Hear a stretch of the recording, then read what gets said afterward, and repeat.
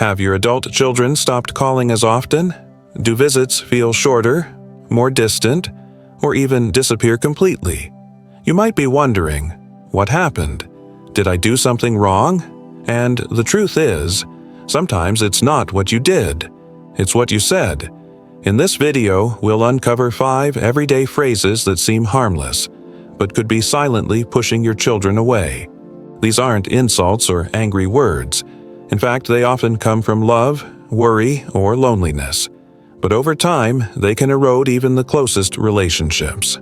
Don't worry, we'll also show you what to say instead, because it's never too late to rebuild trust, open the door again, and feel that deep connection with your family. So grab a cup of tea, settle in, and let's talk, heart to heart. Phrase number 1. After everything I've done for you. Let's be honest, this phrase usually slips out in a moment of pain. Maybe your child missed a birthday, or didn't return your call for days. You're left thinking, after everything I've done, is this how they treat me? It's understandable.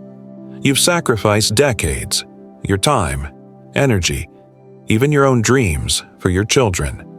So when they seem distant, the hurt cuts deep. But here's the thing. When you say, after everything I've done for you, you're not just expressing sadness, you're unintentionally turning love into leverage. It makes the relationship feel transactional, like a debt they can never fully repay. And that's heavy. It creates guilt, resentment, and, worst of all, distance. Let me tell you about Gregory, a 76-year-old father from Phoenix. He couldn't figure out why his son stopped calling. At dinner one night, he finally said it. After all I've done, paid for college, supported your dreams, the least you could do is pick up the phone. And that's when his son exploded. Years of quiet guilt had turned into quiet withdrawal. That moment was a wake-up call. Gregory didn't mean to manipulate, he just missed his son. But his words were building a wall. So what can you do instead? Shift from guilt to vulnerability. Say something like, I miss hearing your voice. I'd love it if we could catch up more regularly. Would a Sunday call work for you? This communicates the same desire for connection, but without emotional strings. It honors your feelings and your child's independence. And here's the real gift. When you stop expecting payback for your love, you leave space for something far deeper, gratitude that flows freely without pressure. Because the truth is, your children may not always say it, but they do remember. They do care. They just need room to come back willingly, not out of obligation, but love. Phrase number 2. Your spouse is turning you against me. This one is a landmine, and once it's said, it's incredibly hard to take back. At its core, this phrase doesn't just criticize your child's partner, it questions their judgment. It sends the message, you're being manipulated, and I know better than you do. But here's the truth. The moment your child got married or committed to a long-term partner, that relationship became their chosen family. Whether you agree with it or not, when you attack their spouse, you're attacking their life. Dr. James Wilson, a family systems expert, calls this emotional sabotage because it forces your child into an impossible position. Choose me or choose them. And that tension almost always pushes them further away.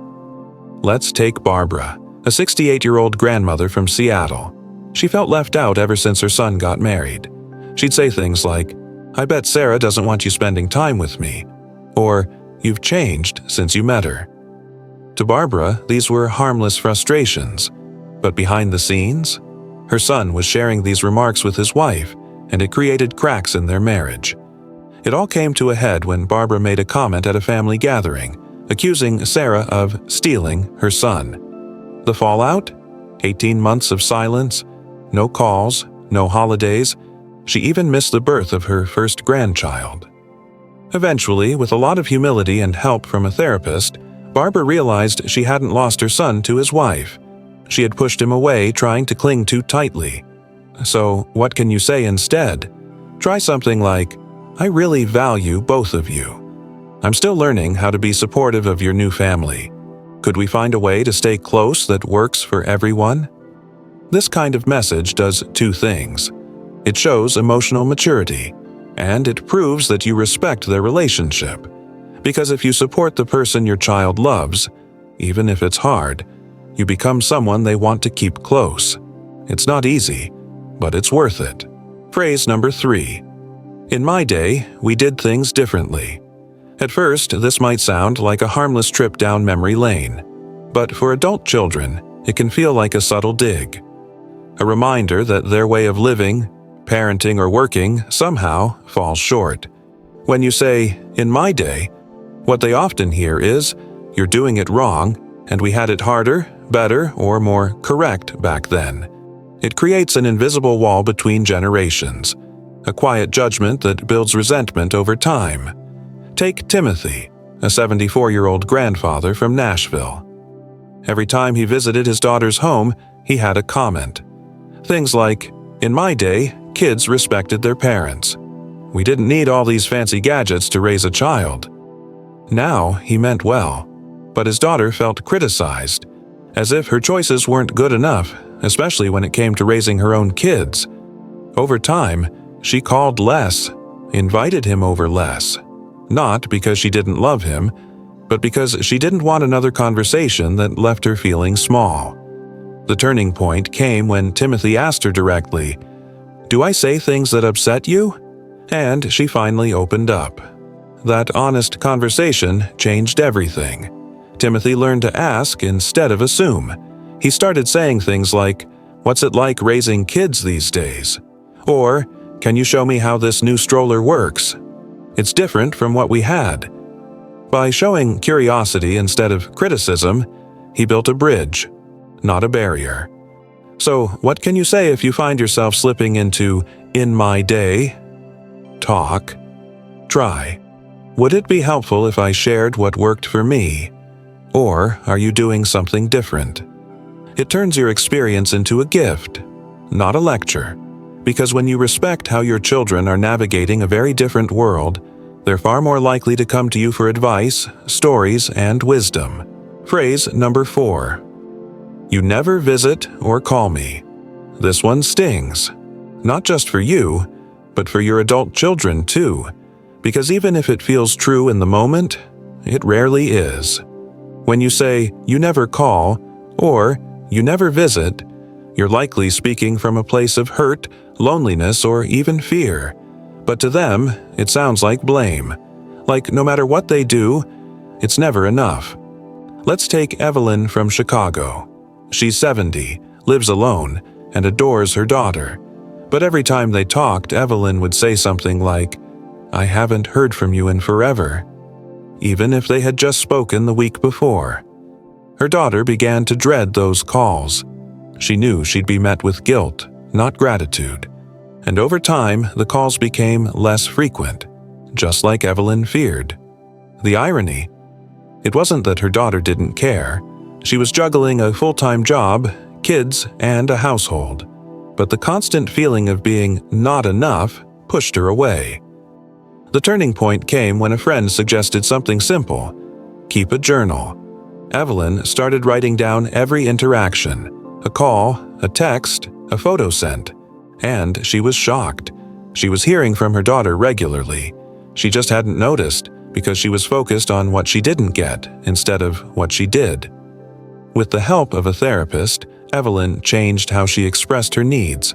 She started saying things like, "I loved our chat last Tuesday. It meant a lot."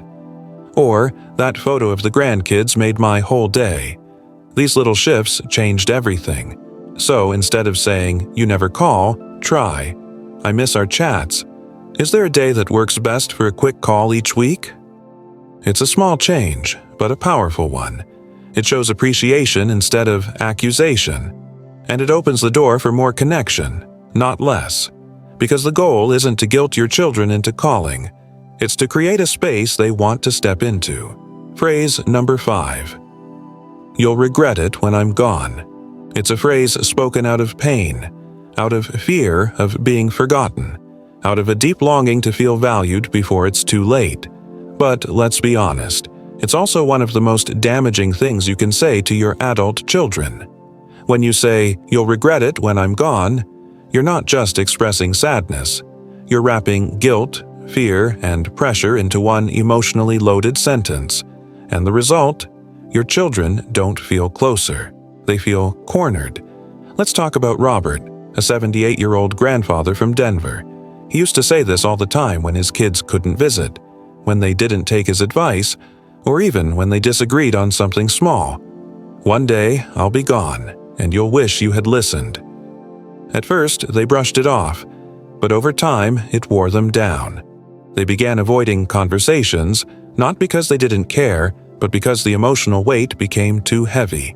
It wasn't until Robert's oldest son sat him down and said, "Dad, we love you, but when you keep saying things like that, it hurts more than it helps," that Robert realized he wasn't asking for love. He was trying to demand it through fear. With support from a family counselor, he found a better way. He began saying things like, "These moments mean everything to me. I'd love to make more of them." Same emotion. Very different impact. Instead of pushing his kids away, he was pulling them in, gently, honestly, and without guilt. So here's the takeaway. Don't use your mortality as a weapon. Don't frame your love like a ticking clock. Instead, say what you really mean. "I love when we spend time together." Let's create more memories while we can. Because love expressed through fear builds distance, but love expressed through hope builds bridges. Here's what makes these 5 phrases so dangerous. They don't sound cruel. They don't come from a place of malice. They come from love, mixed with pain, fear, and frustration. But neuroscience shows something startling.